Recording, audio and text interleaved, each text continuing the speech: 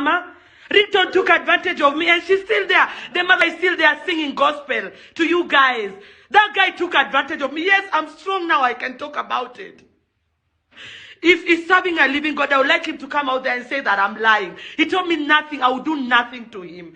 I was in the ghetto. My mom was just a tailor. There is nothing I could have done. There's no one I could have cried to.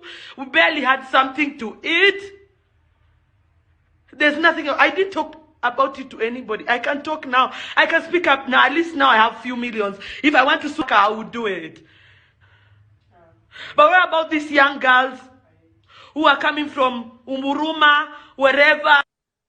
I am a victim of rape with a very famous person. And back in the day, I never thought maybe I will get this fame one day and speak for myself.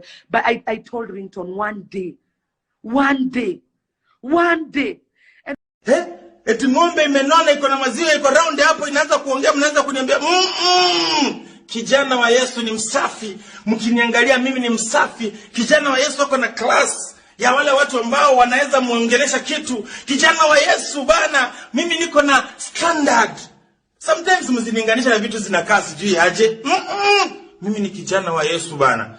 Wacha niwaambie, ingekuwa ni kwa sababu yenu nyinyi ambao mnaniongea ujinga, ningekuwa nilioza nikakufa nikasaulika, lakini Mungu amewazidi akili. Mimi nakwambia kama ingekuwa ni kwa sababu yenu eti ndio muziki wangu ukue juu, ungekuwa mlinikataa kitambo. Si mlishanikataa, si mnajijua? Hey, Mungu amewazidi akili wajinga nyinyi. Mungu akawazidi akili. Niko hapa, Mungu akawazidi akili mastinga nyinyi karare. Kesho uamke kwa shida yako. Kesho uamke bana ukiwa unaishi kwa bedsitter yako. Kesho uamke bana ukiwa huna stima. Kesho kaamke bwana blanketi yako imeraruka. Kesho kaamke bwana kiatu yako ni mbaya. Kesho kaamke bwana uko na tatizo na mshwari na mkopa na kitu yote. Mimi niache maisha yangu, niko na Mungu wangu. Ujinga mnaoongea hamuniguzi, niko na Yesu. Hamuniguzi, niko na Baba. Hamuniguzi, niko na Yesu. Takataka stupid kalale. Koja mlale.